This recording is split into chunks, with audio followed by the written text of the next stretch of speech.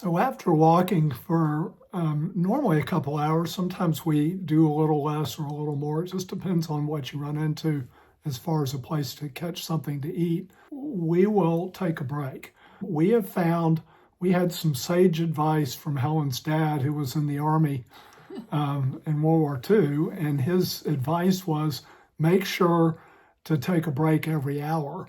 And that's really good advice, just to get a little bit of rest. But then as you get towards midday, you really do want to start looking around for where am I going to get a meal, if that's what you want, or at least a snack. And the idea is just to get off your feet for a little while, take a break from walking, and to have whatever kind of food you might want.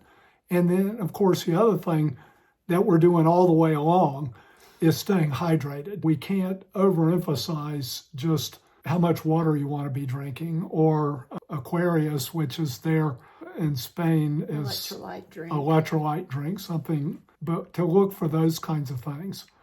And I would say you should look at what your route will be before you leave your albergue, or if you need to ask your hospitalero, your host at the albergue, or even the desk clerk at a hotel, ask them with the map. Ask them to show you on the map, how far away there might be a cafe where you can get something to eat and use the bathroom.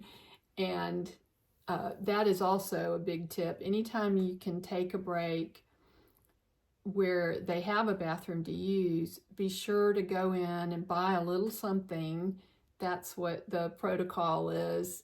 You don't want to just barge in and try to use their WCs, their toilets, without buying something, because these people have to keep it up and everything. So be a good pilgrim and a good guest in the country, and buy a little something.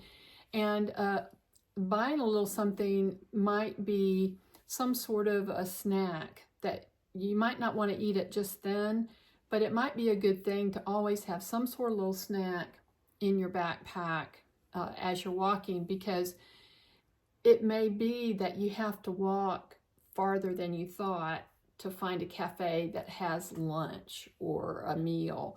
And so you might need some sort of snack to tide you over until you can find a place for an actual meal.